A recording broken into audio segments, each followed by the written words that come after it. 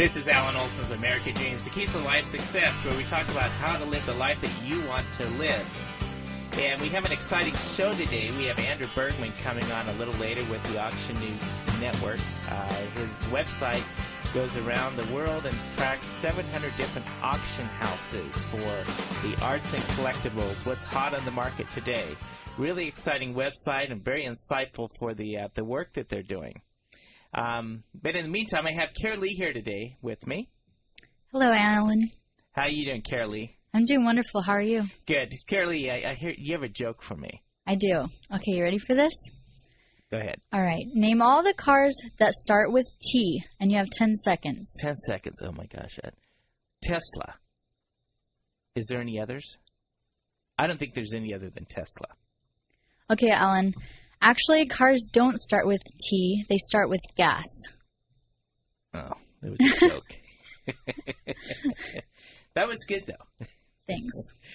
Well, so Carolee, I want to go through a leadership moment here. Yeah, a message about giving and serving others. I recently read an article about a family that moved into a new neighborhood and here in the U.S., and they had a little girl, Annie. And shortly after coming into the neighborhood, Annie began developing medical problems. And she was taken to the clinic. The doctors at first were not able to determine what was wrong with her, but the condition of the little girl worsened, and they had to take her back into the hospital.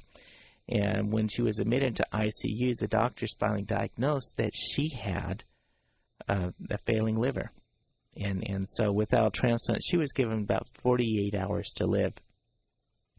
Well, being new to the neighborhood and community, the neighbors heard what was going on, and they all rallied behind this family and took the other children, gave them babysitting. They brought meals in. They did anything that they could to help this family with this young little girl and try to give them comfort.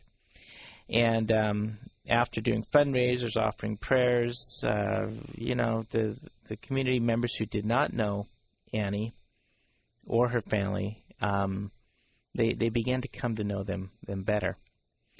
They even went around asking if they knew of anyone in their community who could help to provide for the liver transplant. And doctors were able to inform the family that they did find a donor for Annie, and within a short period of time, they were able to successfully do a transplant.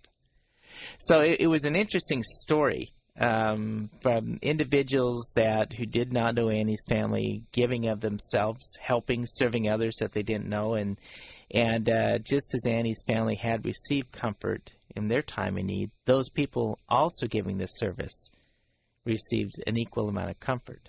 I'm a member of the Rotary Club, and they have a saying that service above self. But so often it's, as we get busy in our lives, we fail to remember that there's a lot of individuals around us hurting and the need to have their spirits uplifted. So, anyways, Carolee, as you go through thinking about life, what do you see in this world? I see that there are so many rewards that come along with giving of our time and talents. And I think one of the greatest rewards is the satisfaction of knowing that we responded to a real need. And the serving of others does not only eliminate selfish focuses we have, but it also gives us more meaning to our own lives. That's so true. That's so true. I'll tell you a story that it's something that personally I learned this last week. I went with my wife to pick up her car. She had her oil changed, and as we went down there, we both drove together, and we got to the car repair place, and I got out one side of the car, and my wife out the other, and unbeknownst to either of us, she had a bunch of bills fall from her pocket. Those bills should have been in my pocket, first of all, but they fell out of her pocket, and she walked into the auto shop with us, and pretty soon this big burly guy with tattoos and really rugged looking comes up, and he has a fistful of bills. And he says to me, "Excuse me, sir, but your wife dropped all this money on the ground, and I want to return it to you." And I said, "Wow, thank you." So I took the bills and I put them in the rightful place, my pocket. And he walks away, and I got to thinking about this, and I thought, wow, that was a marvelous act of honesty on his part. He could have kept the bills. I would have never known about it. And he went back to sitting on his chair, sitting in the parking lot, just, I don't know what he was doing, just thinking about life. And so walked back up to the guy, and I said, "Excuse me, sir." He says, "But, I was just impressed with the honesty that you just showed us. You could have kept that money. I would have not known it. My wife would have not known it. But because you came back and were honest," I said, "I want you to have all the money." The guy looked at me. He says, "Really?"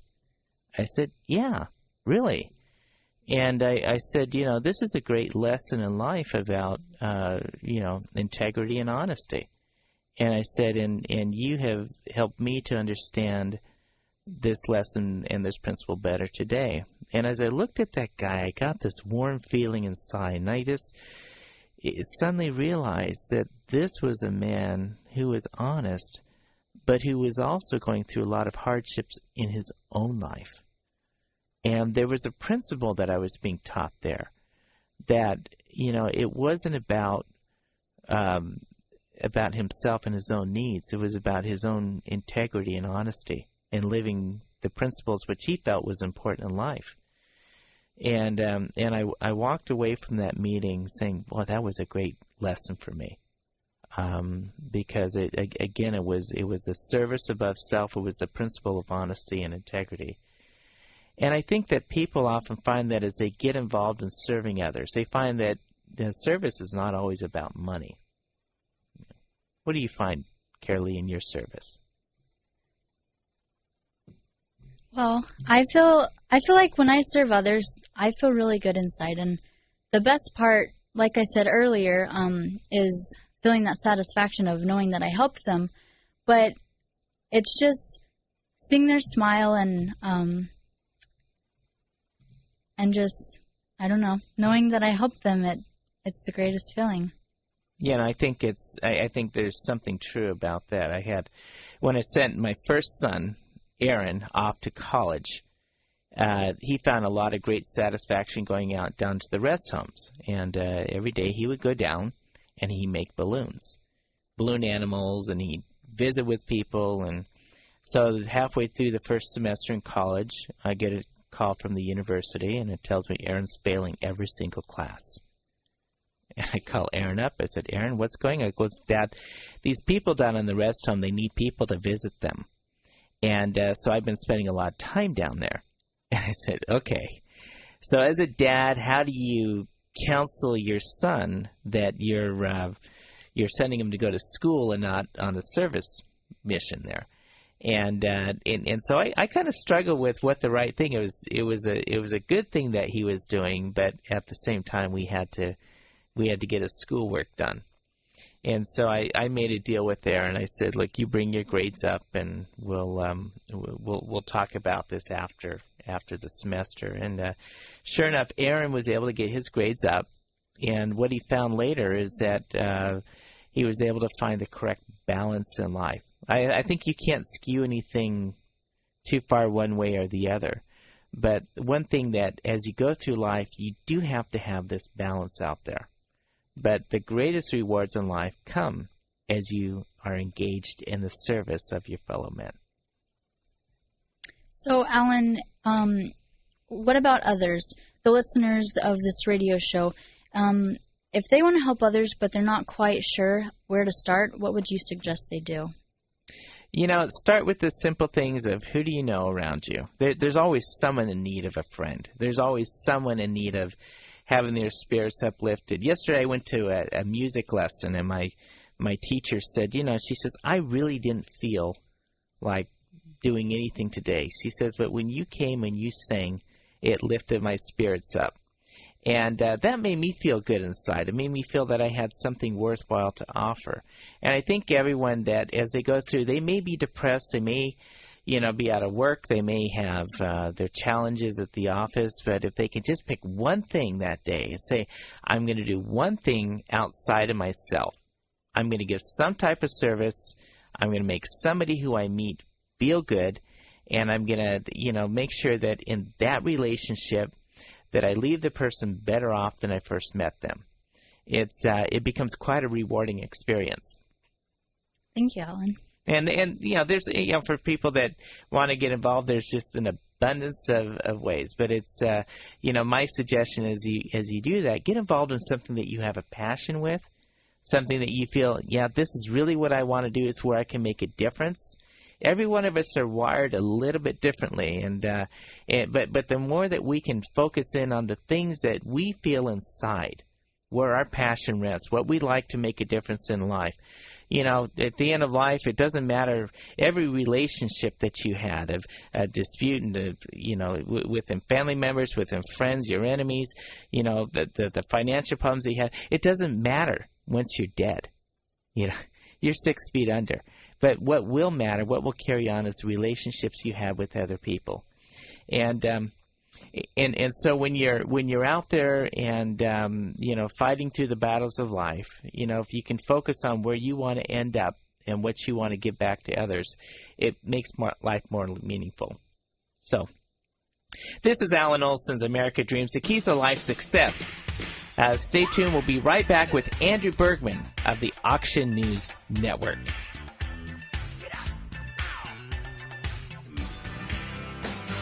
Welcome back. This is Alan Olsen's America Dreams, the keys to life success.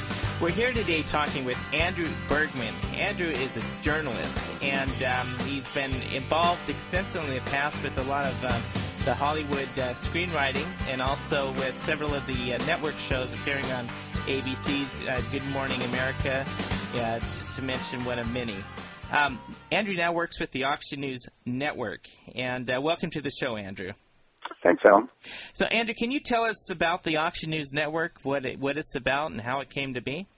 Of course, the Auction News Network covers basically the worldwide auction market, posting news stories, video, interview, commentary every day on the 70 categories of auction goods that are offered worldwide, including art, coins, stamps, wine, vintage cars, high-end real estate, watches, and so on.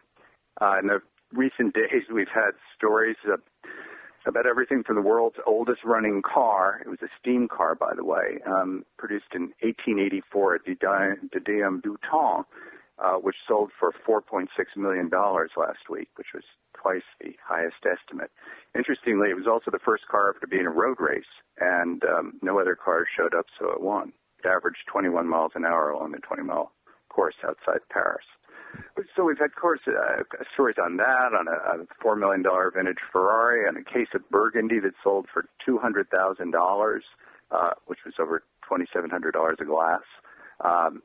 Patek Philippe 1950s pink gold wristwatch that sold for $750,000 last week. And then all kinds of oddments that come up regularly that are a delight, everything from Queen Victoria's bloomers to the binoculars that Abraham Lincoln carried to Ford's Theater, to Saddam Hussein's bottom, actually the bottom that was stolen from the statue that we all watched American troops rip down in Baghdad, to John Lennon's tooth. So it's quite a range of material that we produce each day. I have been just amazed at how extensive and how deep the website at Auction News Network goes. But one of the trends I've been noticing is that, with this worldwide currency fluctuation, is the dollar going up? Is it going down? How are we solving the deficit? I've noticed a flight to individuals looking for safety and security into collectibles. At least there seems to be a trend that every time these auctions are going out, the prices seem to be running up beyond what was expected. What's your take on that, Andrew? Well, that's absolutely true. Two things have really converged. One is the vast amounts of new money from emerging markets, and it's pouring into collectibles. It isn't just China, it's also Brazil, the Middle East, and new investors in collectibles who have come into vast amounts of money, who seem to be younger and much more willing to part with it. At the same time as the financial markets have become unstable, they see these collectibles as areas of tangible value. A stock may go down by 50% in a day, but a vintage car never will. And so these things have drawn their attention in a way that they never had before, and people have resources that they never had before to indulge their interest in these things, and both have produced astronomical values in things. You know, I've seen a lot of people collect different things over the years, but one of the things that fascinates me is what's happening over in China with wine. In fact, I was talking to a friend. He said that in China, if a person is serious about doing business, they'll open a $4,000 bottle of wine in front of these clients and pour glass, and it's a status symbol. That the more expensive the wine, the more impressed the clients are to, before the individual pouring before them. And so, this trend of wine on the Hong Kong market has been interesting, and you follow that. We do. We followed very closely. Really, the big development over there was that several years ago, import tariffs were listed. And at that point, there was no barrier to entry for auction companies. And also, it was at that point that huge amounts of money were becoming available for these people to spend. It's gotten to the point where Chateau Lafite, above all things, seems to be the wine of choice.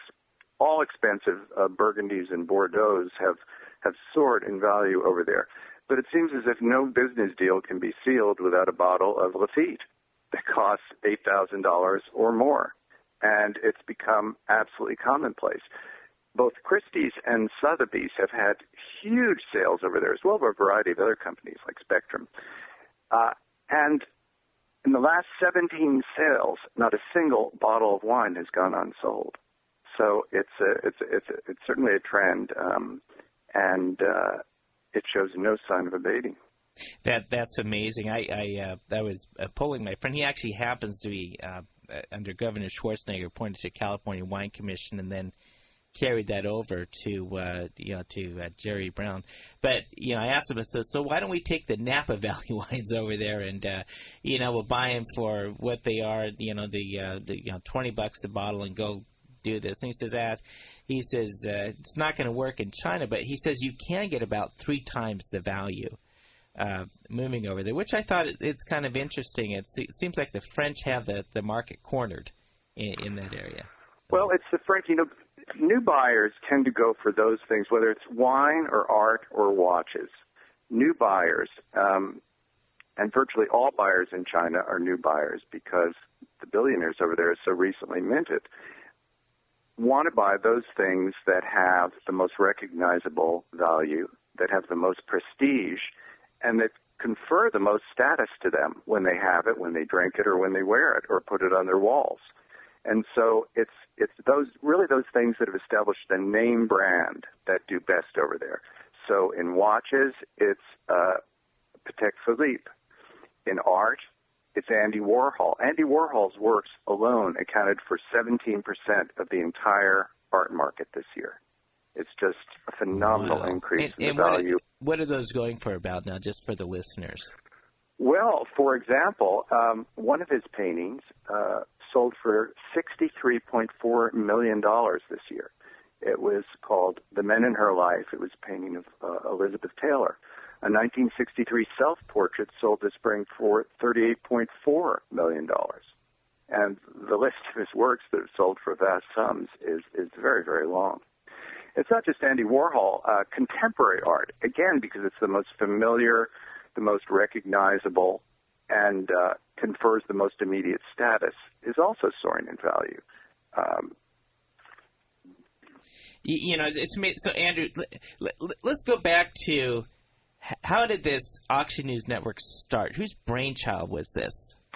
Well, I'm doing it with a friend who I worked with at ABC for years, who was a correspondent at ABC News named Greg Jackson.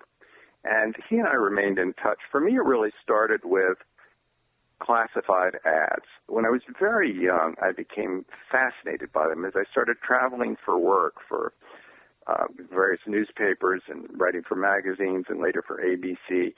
Virtually the first thing I turned to as I got to a place was the classified section of the local newspaper, because it revealed so much about the life of the place, about what was valued within it, and what the real currency was in which people dealt.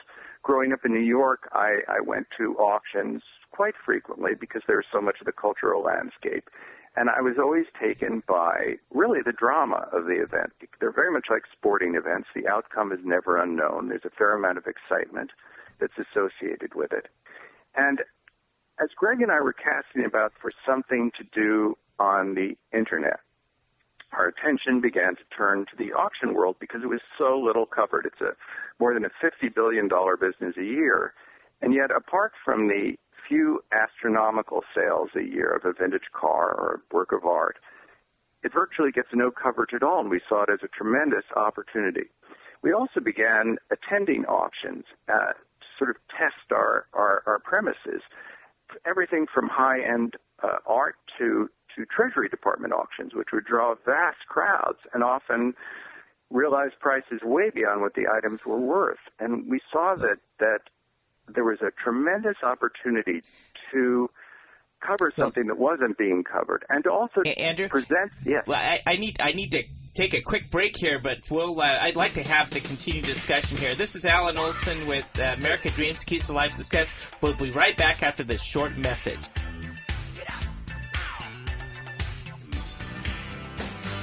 Welcome back. This is Alan Olsen's America Dreams. We're here today visiting with Andrew Bergman of the Auction News Network.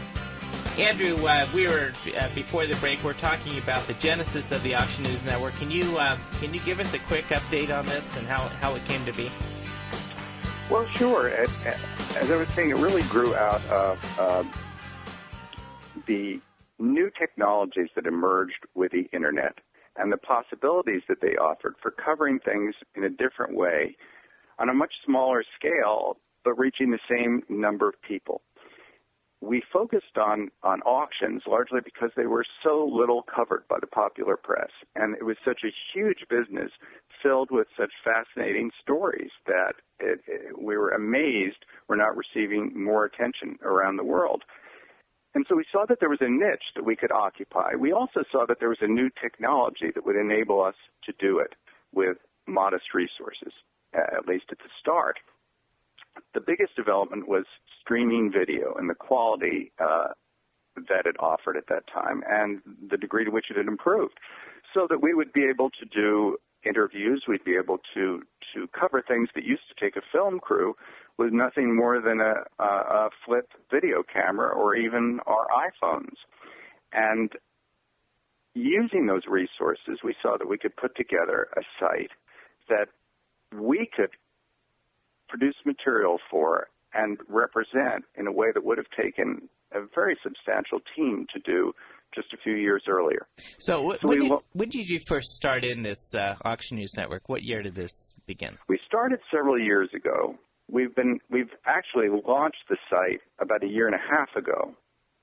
And so we spent a very long time preparing because we wanted to not really launch the thing until we developed a number of utilities for it. So, for example, we established relationships with over 700 auction galleries around the world. We produced a lot of content that we packed the site with so that when we launched, we'd have a resource that people could use to learn about their own passions within those 70 categories. We developed a team of contributors, experts in art and vintage cars, even one highly esteemed expert on taxes who lives in the Bay Area, who offers us expert, articulate commentary. I seem to know that guy.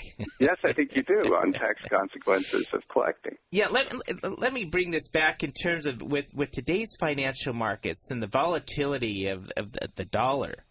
Andrew, I have to say your timing towards launching this show has been just perfect. Because what I've noticed is people are moving back to the flight to safety. The arts and collectibles have just been going off the charts. I think Sotheby's hitting new highs. These auction houses just doing gangbusters in business. But bringing this back. When I go through this site, I've noticed that it's very deep, it's very thorough, and very in-depth. And so it turns out to be an excellent resource in trying to consolidate all these auction houses and the market themes. But you also got some really weird and abstract collectibles there. So can you give some comments about some of the things that have been up for auction that kind of turned the head? Well, certainly one of the oddest in recent weeks has been a pair of singing bird pistol pocket watches that were sold in Hong Kong. They were made in the early 1800s by a French company called Piquet and Milan. And Chinese collectors love these things. They sold for $5.8 million in Hong Kong. Pocket watch, wow. Yes. More recently, a fan watch. It opens in a series of fans, again, produced for the Chinese market for the Qianlong Emperor, sold at auction for many hundreds of thousands of dollars.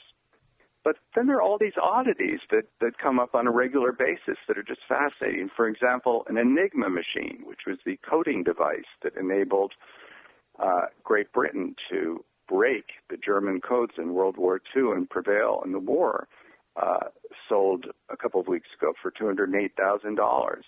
Fonzie's motorcycle came up for auction. As it happened, he never rode it because Henry Winkler was afraid of motorcycles, but all the same, because it was seen on the show every week, it was perceived to have a lot of value. Great trivia there.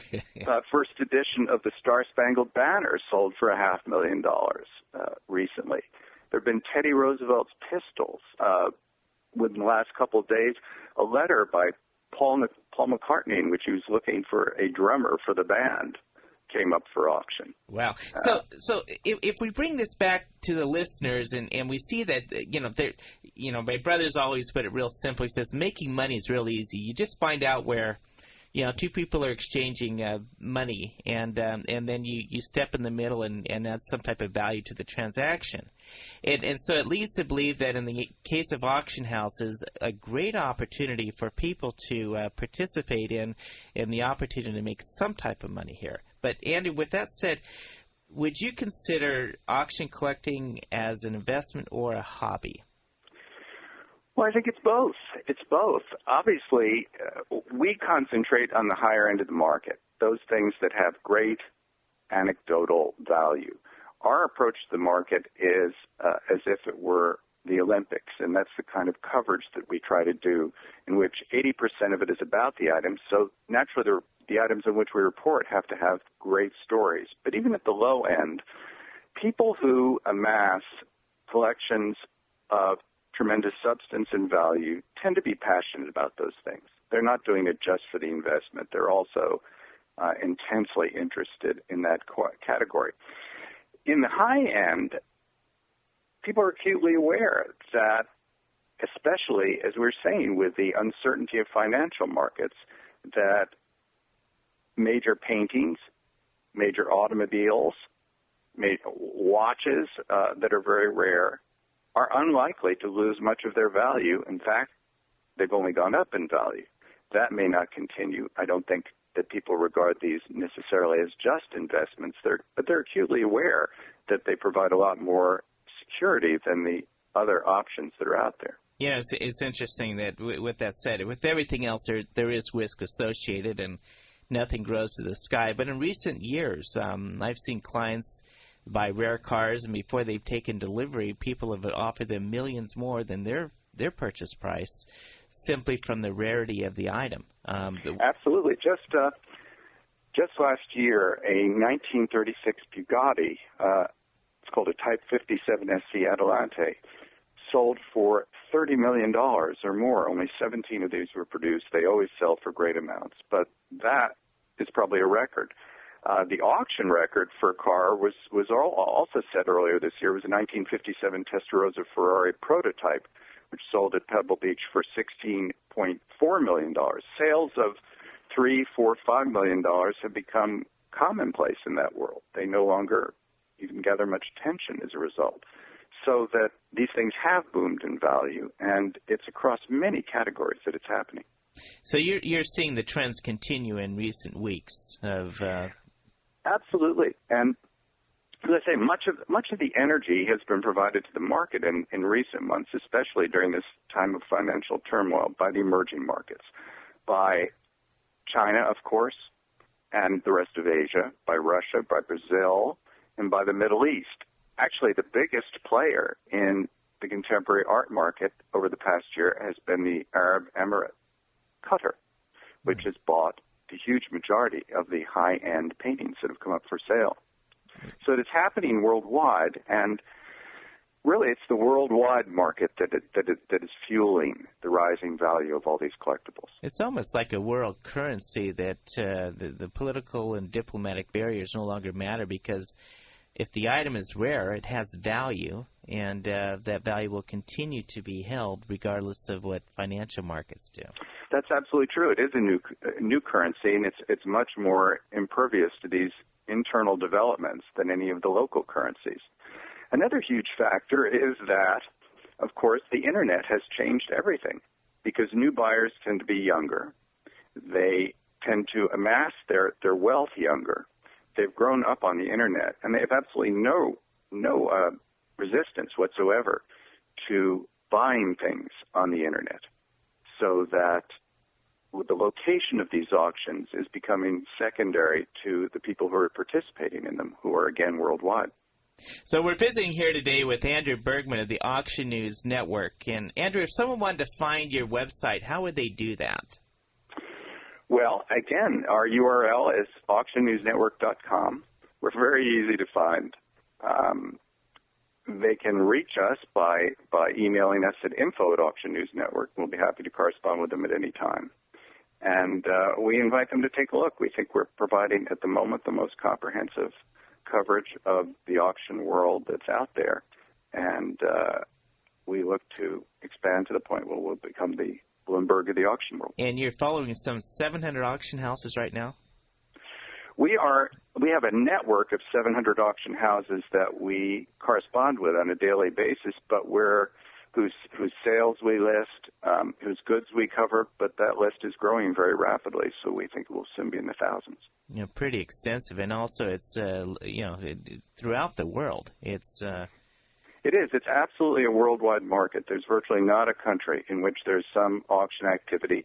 And every day something fascinating comes up for sale, and it generally has a pretty good story.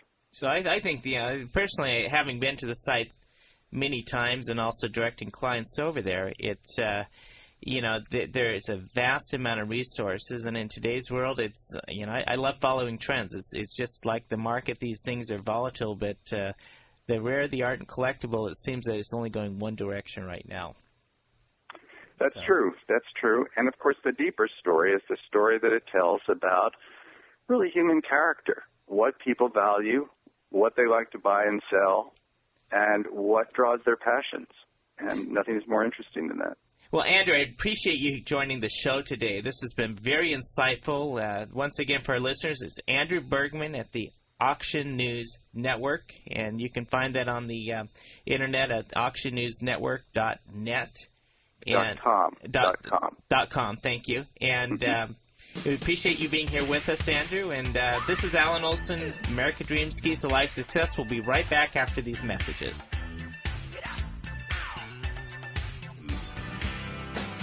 Welcome back. This is Alan Olsen, American Dreams, the Keys to Life Success. Boy, that discussion with Andrew Bergman was just fascinating. As a tax professional, we talked about with Andrew all these collectors and collectibles and the the effect it's having in the market with people flying to safety. So I'd like to talk somewhat about all these tax benefits that you can get for collecting. Call it a business, and collecting offers a variety of tax deductions. Call it a hobby, and the IRS is likely to be more restrictive on what you're allowed to deduct. So when you begin looking at the business of collecting, it's important to make sure that you know what you're going into. Alan, what are some deductions that are available to collectors? Collectors. Well, so I'm going to go back. When I started my tax career, I started with the IRS.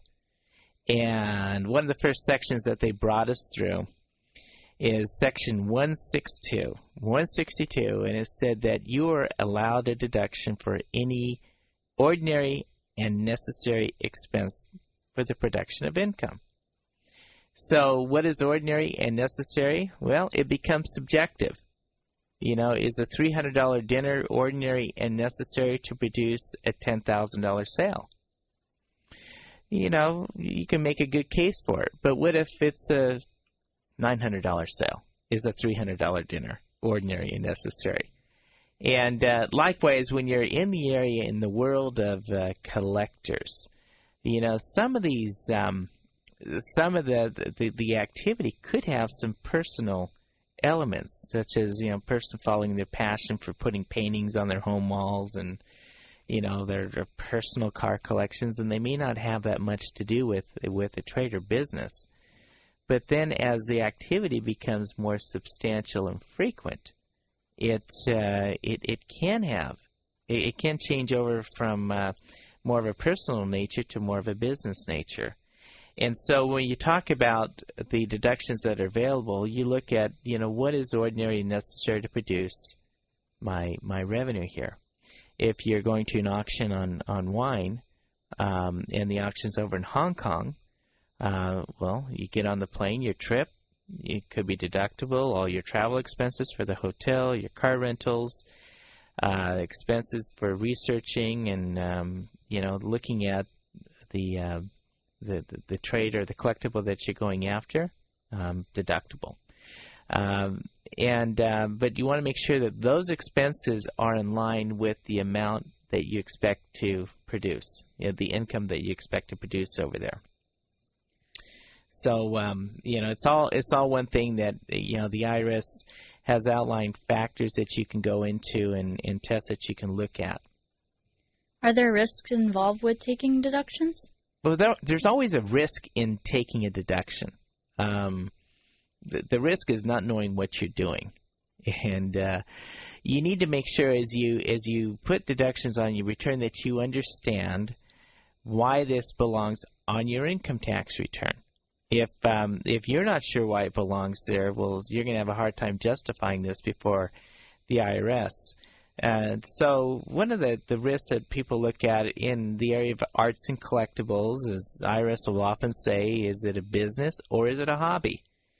And so if it's a hobby, you're still allowed to take deductions, but you can only take deductions to the extent of your income.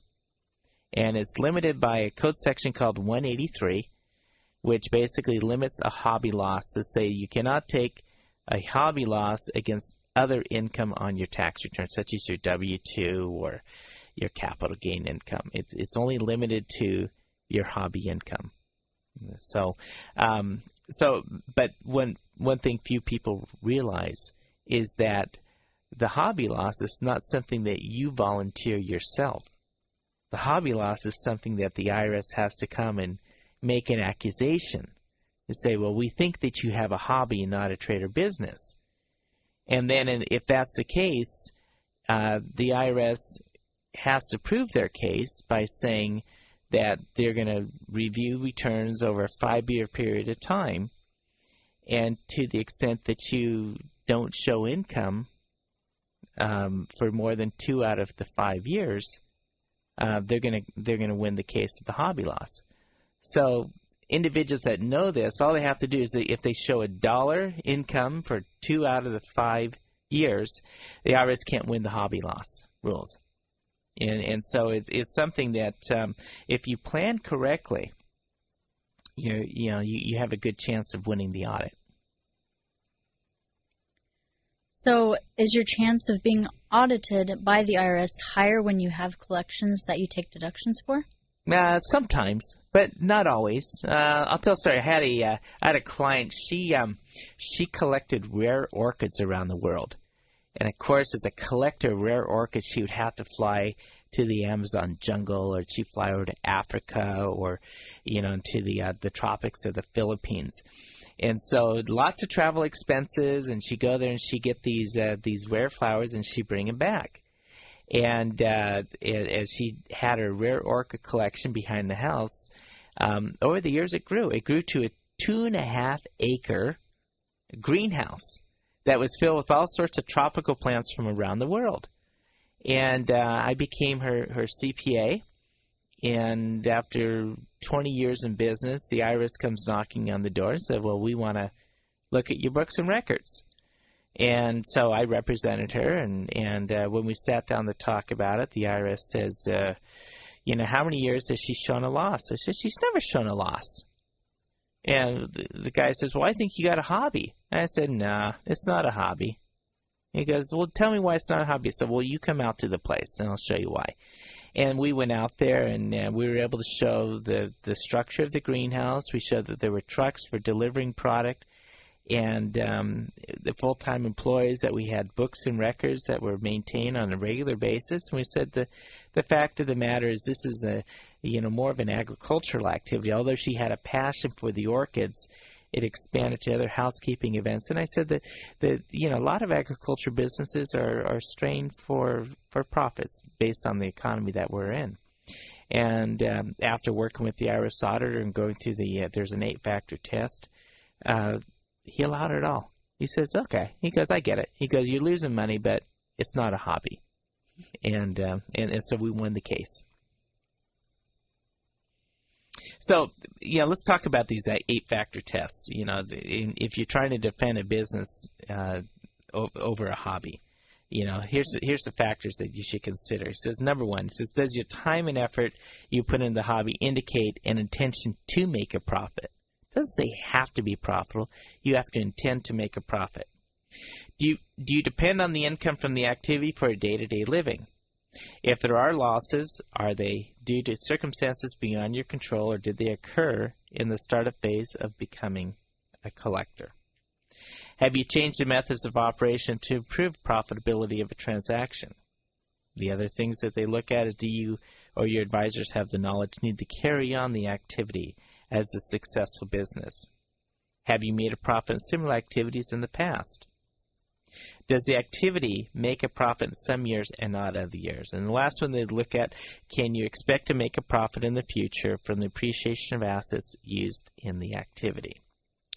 So all things considered, those 8 factors are something that you need to be aware of when you're running an activity and trying to successfully argue that your business is not a hobby in the IRS's eyes. So in your profession, do you see many individuals interested in tax implications of collecting? Absolutely. There's the individuals will always have a passion, and sometimes when it falls into collecting, it may be gold coins, it may be rare automobiles, it may be, pieces of real estate. It's important to understand what the rules are and know, when you can take your passion and your lifestyle and make it deductible. You got a good thing going there. So know the rules. You're entitled to take the deduction as long as you can support the ordinary and necessary business expense. So we're, the area of collecting, if you're not sure, if you have some questions on that, seek a qualified tax advisor to help you out. But shortly, we're going to go back to a message here, and then we'll be back to talk some more. This is Alan Olsen, The Keys to Life Success, American Dreams. We'll be right back after these short messages.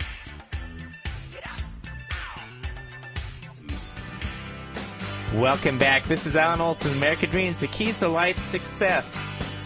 So today's show, we've been talking about hobby loss and, what it means from a tax perspective and how to overcome the IRS invoking the hobby loss rules on you. We've also talked with Andrew Bergman of the Auction News Network, how collectibles and arts are now becoming an alternative to currency in the world market. What do you think about all this, Carolee? Well, with the unpredictability of the stock market, collectible investments may be a good alternative to investing. There are several other investments that individuals can make. Alan, what do you think would be a wise investment for individuals to make in today's economy? That's a good question. And I think the answer to that is how much risk does a person want to take? You know, if a person is interested in making investments, they need to understand both upsides and downsides. There's no such thing in this life as a get-rich-quick scheme. You can hear about opportunities out there, and you can't lose money. Well, if you hear that, walk away, because it's not true. Everything that you go into will have some level of risk, including arts and collectibles. So when you're out there looking at volatility in the market, I always have a good rule of thumb. If you find yourself every day thinking about the stock market and thinking about how are my stocks doing today, are they going up, are they going down, do I want to buy, do I want to sell? Well, the fact of the matter is you may just have too much money in there. You should have enough money in the market where you don't worry about risk. If you lost it tomorrow, you still be okay. But if you find yourself watching the markets every day, it takes me all the way back to an experience I had in college. And I had been eyeing this stock that was in the video game industry. It was Atari. And at that time, Atari was owned by Warner Communications. And Warner Communications traded in the mid-60s, 65 a share or so. And overnight, the stock fell $30 a share. And I was going to buy it at 65, but I had waited. And fortunately, I was looking at it at the $35 share level. So I ran down to the broker, and I took my college education money. And I said, I'm going to buy this stock, and I'm going to wait for it to go back to $65 a share. And so I took all this money, and I put it down. It was a whole $3,000. And the broker put the trade in. The next day, the stock fell another $5 a share. So I ran back to the broker, and I said, the stock went the wrong way. It was supposed to go up to 40, not down to 30. So he goes, well, do you want me to call the analyst back in New York? And I said, yeah, call him. So the analyst says, look, he goes, I've been telling you guys to sell this stock, and for 2 weeks now. You're not telling people to buy it, are you? And the broker says, oh, maybe. Well, anyways, I decided to hold the stock, and it fell all the way down to $20 a share. But I finally gave up on watching it every day, and I finally sold the stock, took my loss, and I bought Hewlett-Packard, which at that time it went $20 a share up. I just got lucky, got my money back.